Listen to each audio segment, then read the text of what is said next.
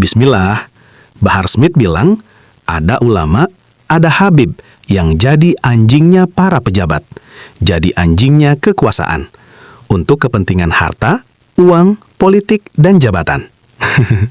Ayo, kita cari datanya, agar Mukibin tercerahkan.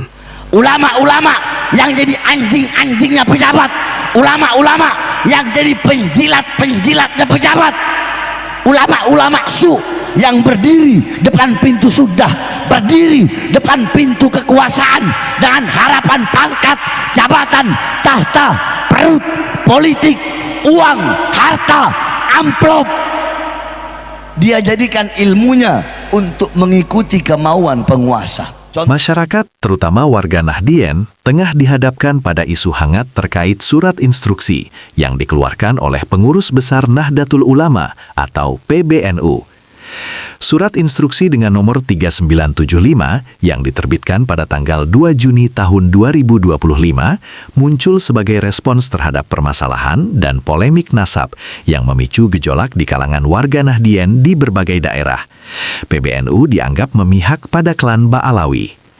Sementara itu, sebuah artikel dalam surat kabar berbahasa Belanda, Het Kolonial Weekblad Organ der Vereniging, Ossen West, nomor 8, tanggal 19 Februari tahun 1914, halaman 9, tiba-tiba mengemuka dan viral. Lewat berita berjudul Daud Habib ini, diperoleh gambaran menarik tentang Usman bin Yahya yang bertindak sebagai kaki tangan kolonial Belanda untuk membonsai kalangan Islam pribumi Hindia Belanda. Berikut di antara petikannya. Terjemahan bebasnya adalah, dia adalah seorang pendukung yang sangat setia kepada pemerintah, telah berkontribusi besar dalam meredakan kerusuhan di Cilegon yang membuatnya dianugerahi Orde Singa Belanda.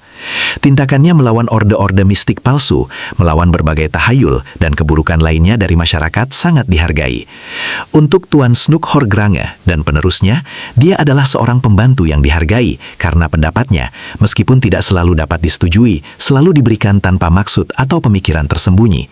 Pada saat penobatan yang mulia, dia menyampaikan khutbah demi kesejahteraan Ratu Wilhelmina yang membuatnya sangat dicela dalam lingkaran pan-Islam. Sampai hari ini, dia tidak berhenti untuk difitnah dan dihancurkan dalam surat kabar tertentu di Mesir dan Suriah. Tak bisa disangkal, lewat artikel ini tergambar bahwa Usman bin Yahya adalah seorang pendukung setia pemerintah kolonial. Dia bak seorang pahlawan bagi kerajaan Belanda. Dia diakui telah berkontribusi besar dalam meredakan kerusuhan di Cilegon, yang mana kontribusinya tersebut membuatnya dianugerahi Orde Singa Belanda. Pemberian bintang penghargaan ini menunjukkan betapa besar penghargaan pemerintah kolonial terhadap peran Usman dalam menjaga stabilitas dan ketertiban di wilayah jajahan. Dengan fatwa-fatwanya, perlawanan umat Islam dapat dikikis habis. Informasi tambahan diperoleh dari buku berjudul Al-Irsyad Mengisi Sejarah Bangsa, halaman 20-21, oleh Hussein Bajarei, memperkuat gambaran tentang kedekatan Usman bin Yahya dengan pemerintah kolonial. Dalam karyanya tersebut, Hussein mempertegas bahwa dalam menjalankan tugasnya sebagai penasehat pemerintah, Snoek Horgrange dibantu oleh Usman bin Yahya, seorang Arab kelahiran Pekojan, Batavia. Dikatakan, di masa kolonial, Usman bin Yahya sudah sangat dikenal kalangan Islam sebagai pengabdi setia pemerintah kolonial Belanda, yang membuatnya dianugerahi Bintang Salib Singa Belanda pada tanggal 5 Desember tahun 1899. Usman juga pernah menyusun khutbah Jumat yang berisi doa untuk kesejahteraan Ratu Belanda Wilhelmina.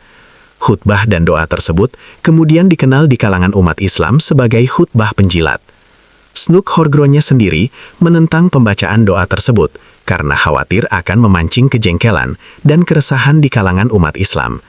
Menurut Hussein Bajarei, Usman bin Yahya juga dikenal sebagai penulis produktif dengan berbagai karya. Salah satunya adalah Al-Qawani'in Asyishari Ahli-Ahlil Majalisil Hukumiyati wal Iftaya. Buku ini diterbitkan beberapa kali dan mendapatkan perhatian dari Snoek Horgrange dalam tulisannya. Artikel dalam Het Kolonial Weekblad Organ der Vereniging Oost-West memberikan perspektif yang menarik tentang Usman bin Yahya. Sebagai seorang ulama yang dekat dengan pemerintah kolonial, Usman memainkan peran yang signifikan dalam menjaga stabilitas dan melawan berbagai keburukan masyarakat di mata kolonial Belanda. Sepenggal informasi menarik juga disampaikan oleh Kiai Haji Imaduddin Usman Al-Bantani. Informasi tambahan dari buku Al-Irsyad Mengisi Sejarah Bangsa memperkuat gambaran tentang kesetiaan Utsman bin Yahya kepada pemerintah kolonial Belanda.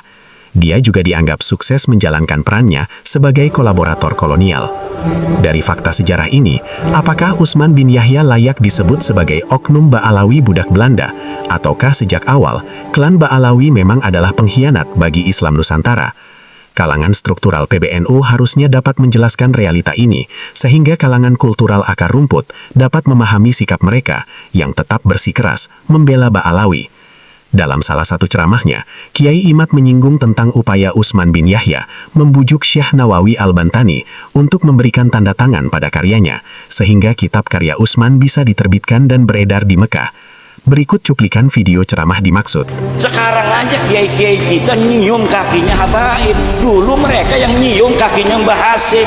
Dulu mereka yang nyium kakinya Mbah Khalil Bangkalan. Dulu mereka yang ngemis-ngemis kepada Syekh Nawawi Tenara. Saya punya suratnya Utsman bin Yahya ngemis-ngemis pada Syekh Nawawi Tenara. Ngemis-ngemis. Pengen diberikan sebuah tanda tangan oleh Syekh Nawawi Tenara agar kitabnya bisa dicetak di Mekah Al-Mukarramah. Syekh Nawawi tidak mau. Kenapa? Nggak bermutu kitabnya. Kitabnya tidak bermutu. Nggak bisa kitab model begini dicetak di Mekah Al-Mukarramah. Nggak level.